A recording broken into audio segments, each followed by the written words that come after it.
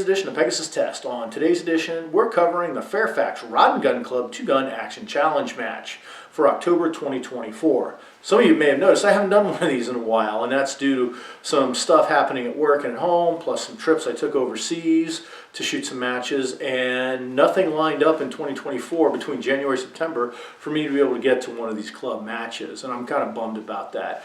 But this one made up for it. It was a very solid match. It was a shotgun pistol match, being that it's the Halloween match. And there's a lot going on in this match, and there's a lot to cover here because we're giving you some good compare and contrast. One of the compare and contrasts that we're giving you here is I shot it with a semi-auto shotgun. For me, it was a Benelli M1 Super 90, new gun for me. So new, in fact, I'd never put a round through it myself.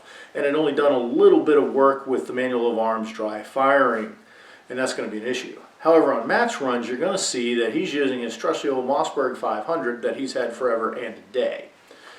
Now, we went ahead and shot the match, or we're going to do the match in the order which we shot it, excuse me, and we start off on stage 5, and then of course we went to 1, 2, 3, 4. Now, the first problem with stage 5 is I kind of forgot to video both mine and Matt's runs, so we don't have anything to show you here. Oopsie. But we did capture all the other stages, so there's plenty to watch and there's plenty to talk about with those.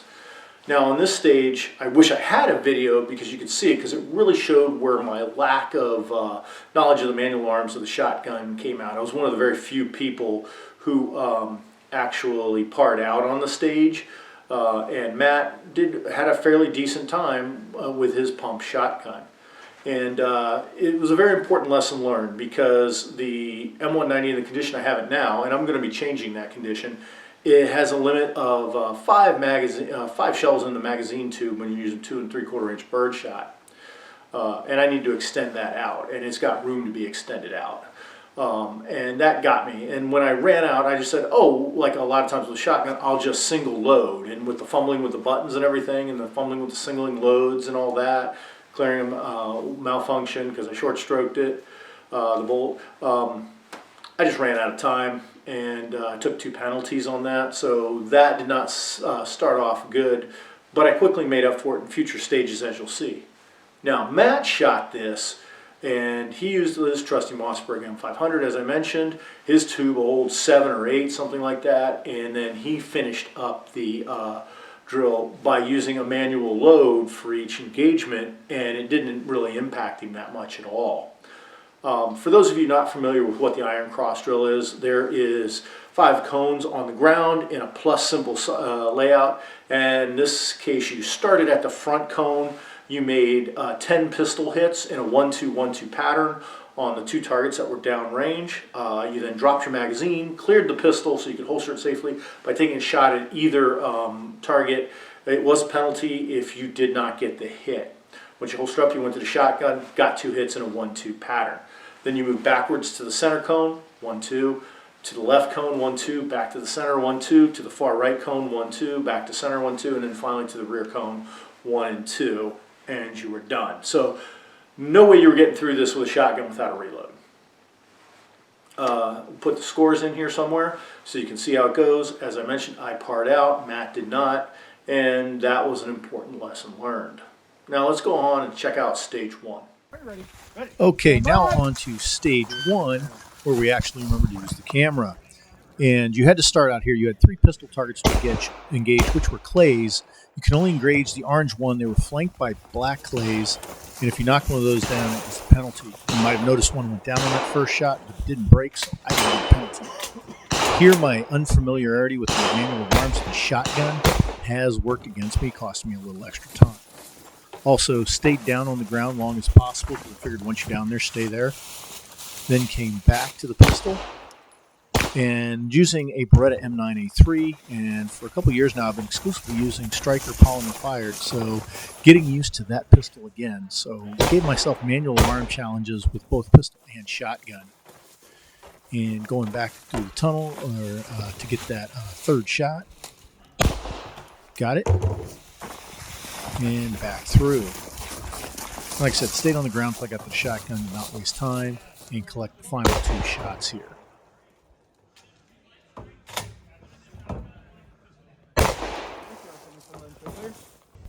Now it's Matt's turn. And he's using the XDM here and with a Gideon sight and doing pretty good. Matt usually struggles with pistol, but not on this stage. He regretted not having his gloves on here. Now switching over to Mossberg. He's got plenty of capacity on here, so he's not going to have to do the reload like I did. Back through the tunnel. And goes for the second clay. Goats it right away.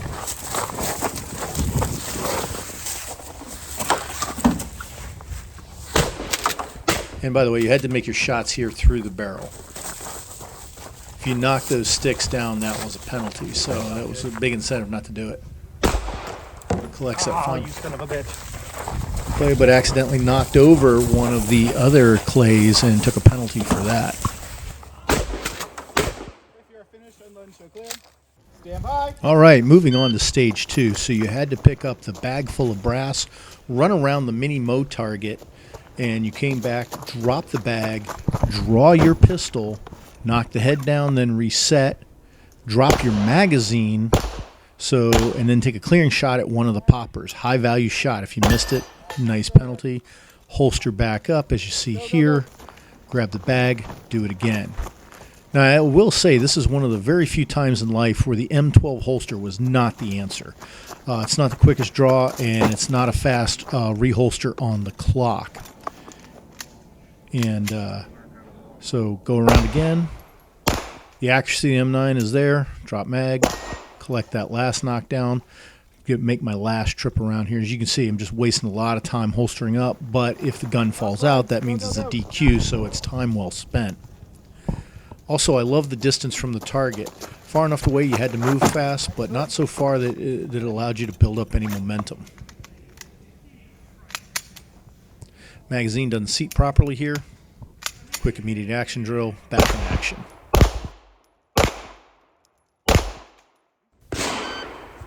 All right, Matt moves out at a good pace here. Goes right around the target, comes back as he should. And you're going to see here the Black Hawk Omnivore holster that he's using really gives him an advantage. Gun's right out, no flap to deal with. Gets his hit, drops that mag, target goes down. Holstering done. Way faster than me.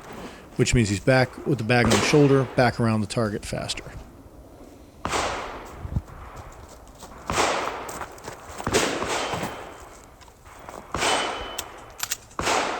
Reload and boom, same results.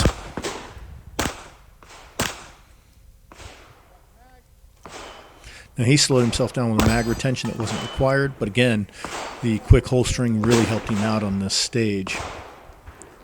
And when you see the scores here at the end, you'll see that it made a difference for sure.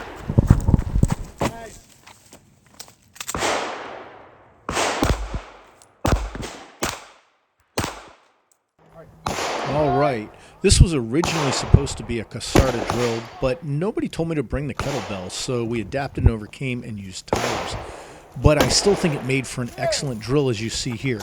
Now, you had to go for the full 2-minute par time, so you just kept going and got as many bonuses as you could. And I really had to plan this one out. As I mentioned earlier, the tube on this Benelli M1 Super 90 only holds 5 rounds. So I loaded up with 1 in the chamber plus 5 in the tube and just kept count, knowing that when I got to number 5, I had to reload again. Using a very original Black Hawk shotgun vest here. When I say original, I brought it from a little company called Black Hawk that just started making custom gear out of a garage in Virginia Beach. So that's how long I've had that one. If you look very close at the back of it, the attachment points are designed for Alice clips. So kept working back and forth here. And my goal was to get 12. And went one-handed here because I wanted to try it since the tire was light and the gun was so easy to control. And then shot 10 here, I knew I needed both hands to reload, so I set the tire down and promptly forgot to do one-handed the rest of the stage. But as I was saying, my goal was to try to get 12 here, knowing that I'd been fumbling the manual of arms and all that. But I ended up doing a lot better than that, and I'm really surprised. And I also think that if I had a full-length tube on this, that I probably would have eked out another bonus or 2 out of it. Quick malfunction clearance there. From my experience here, the M1 Super 90 does not seem to like low brass. Got a little confused, thought the buzzer went off. Collected up 14 and still had time to get 15, which could have gotten one more shot if necessary. Stand by. All right, Matt's doing the run here with the Mossberg. He's got a bigger tube capacity, but he is manual action. Now, spoiler alert, where I got 15, he's only going to get 14. And what we're going to see here is just a slight cumulative advantage to semi-auto. When Matt empties out his tube, and he's filled the tube plus one in the chamber, so I think he's got 8 before he has to start single loading. And that's what he chooses to do. And there's really no advantage to not doing it here, because each place you come up to, you're only taking one shot at one target. But it takes a few seconds to get the shell in there. And one could make a debate, would he have got to 15 if he'd have just stopped, filled his tube back up, and went back and forth? Because there's just a second or two each manual load, and it's just cumulative over the next 7 shots. He's keeping up a good pace with the tire. Halfway.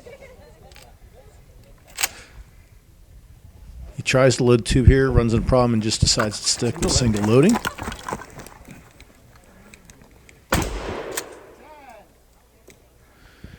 And loading out of the side saddle there. Like I said, just a couple seconds each time, and it's just all a little cumulative that's going to keep him from getting that 15th bonus. 30 seconds.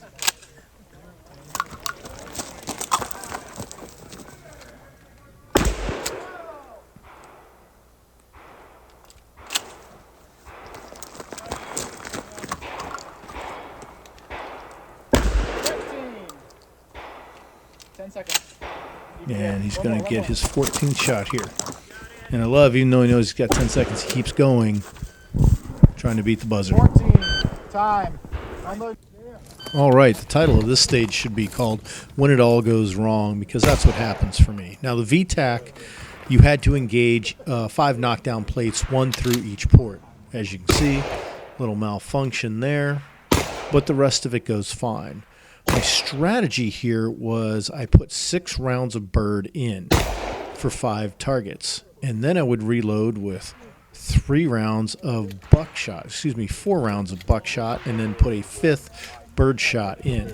So I have a bird shot in the chamber, the next round out will be bird shot, and then I'll have buckshot for the rest of the tube.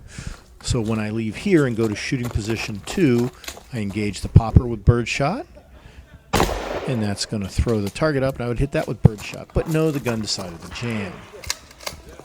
So went straight to my buckshot rounds, started to engage. Everybody else got the spinner and 3 buckshots. Not me. So I go to my pistol. And doing pretty good. As you can see, I've got momentum on it. You know, definitely getting the bottom plate hits, not getting the top plate hits. Which on a spinner, if you're not getting both with 9mm, it is going to be a tough challenge. And then the gun starts malfunctioning. Which, clearing the malfunction, you know, wastes time and the spinner loses momentum. Also gets inside your head because it was just almost over, so now I got to build up that momentum again. Almost getting over, but not quite.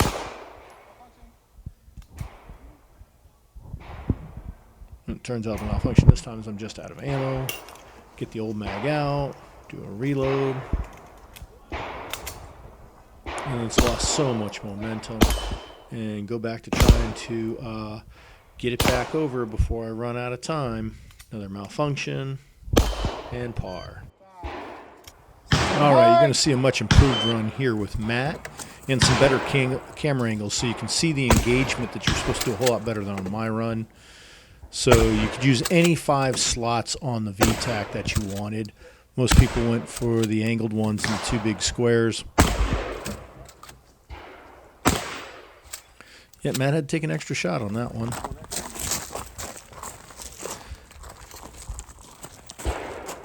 Down goes the popper, and up goes the plate, which he catches.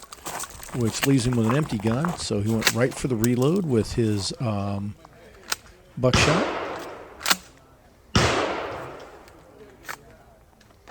And you're going to see this buckshot for Matt made short work of the spinner. Not so much for me, but I'm glad it worked out for him.